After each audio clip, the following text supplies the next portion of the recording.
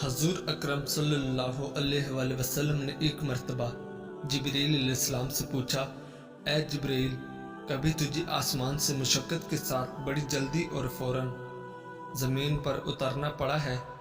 जिब्रील अलैहिस्सलाम ने जवाब दिया, हाँ या रसूलल्लाह सल्लल्लाहु अलैहि वसल्लम, 4 मरतबा ऐसा हुआ है कि मुझे फ़िलफ़ौरन बड़ी जल्दी के साथ ज़मीन पर उतरना पड़ा। हजूर अकरम सल्लल्लाहु अलैहि वसल्लम ने फरमाया, वो 4 मरतबा किस किस मौके पर? जिब्रील अलैहिस्सलाम ने अर्ज़ किया, एक तो जब हज़रत इब्राहीम अलैहिस्सलाम को आग में डाला गया तो मैं उस वक्त अर्श इलाही के नीचे था। मुझे हुक्म इलाही हुआ कि जिब्रील अलैहिस्सलाम खलील की आग में पहुंचने से पहले पहले फ़ौरन मेरे खलील के पास पहुंचो। चुनाचे मैं बड़ी जल्दी के साथ फ़ौरन ही हज़रत इब्राहीम अलैहिस्सलाम के पास पहुंचा। दूसरी बार जब हज़रत इस्माईल अलैहिस्सलाम की गर्दन अत्तर पर छुरी रख दी गई तो मुझे हुक्म हुआ कि छुरी के चलने से पहले ही ज़मीन पर पहुंचो और छुरी को उल्टा दो। चुनाचा मैं छुरी के चलने से पहले ही ज़मीन पर पहुंच गया और छुरी को चलने न दिया।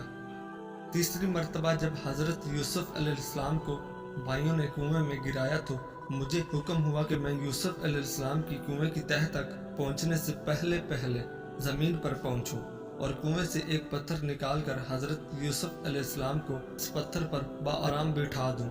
चुनाचे मैंने ऐसे ही किया।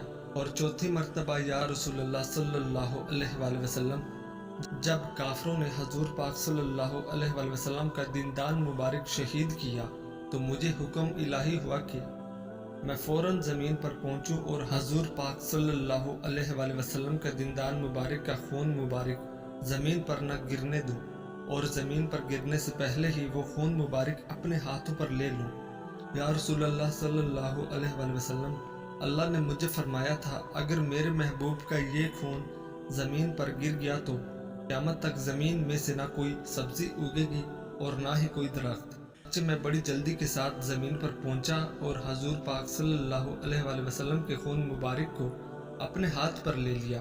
अब हजूर करीम सल्लल्लाहु अलैहि वसल्लम का अरशाद पाक है कि और तुम्हारे रब ने फरमाया, मुझे पुकारो, मैं तुम्हारी दुआ कबूल करूँगा। हजूर अकरम सल्लल्लाहु अलैहि वसल्लम ने भी दुआओं की अहमियत और उनके फ़ायद का जिक्र फरमाते हुए अपनी उम्मत को दुआएं मांगने की तरगीब दिलाई और फरमाया कि अल्लाह पाक की बारगाह में दुआ से बढ़कर इज़्ज़त वाली कोई चीज़ नहीं है। और दुआओं की अहमियत का इजहार करते हुए फरमाया कि अब दुआओं इबादत का मग़ज़ है। एक और जगह फरमाया है कि जो अल्लाह पाक से दुआ नहीं मांगता अल्लाह उससे नाराज़ होता है। हज़रत दरदा रज़ियल्लाहु ताला अन्हु से रवायत है कि जो बंदा ये दुआ 7 मरतबा पढ़ेगा अल्लाह पाक उसके गम और परेशानी को दूर कर देंगे। वो दुआ ये है, हस्बी अल्लाहु ला इलाहा इल्ला हुवा इलैहि तवक्कलतु व हुवा रब्बुल अर्शिल अज़ीम। मेरे लिए अल्लाह ही काफ़ी है और उसके सिवा कोई माबूद नहीं है। मैंने उसी पर भरोसा कायम कर लिया और वो भारी अर्श का मालिक है। इसी तरह हज़रत उस्मान बिन अफ़्फ़ान रज़ियल्लाहु ताला अन्हु से रवायत है कि रसूल पाक सल्लल्लाहु अलैहि वसल्लम ने फरमाया कि जो शख्स सुबह शाम 3 मरतबा ये दुआ पढ़े तो उसको दुनिया की कोई चीज़ नुकसान नहीं पहुँचाएगी। और वो दुआ ये है, बिस्मिल्लाहिल्लज़ी ला यज़ुर्रु मअस्मिही शैउन फिल अर्ज़ि वला फिस समाई व हुवस समीउल अलीम।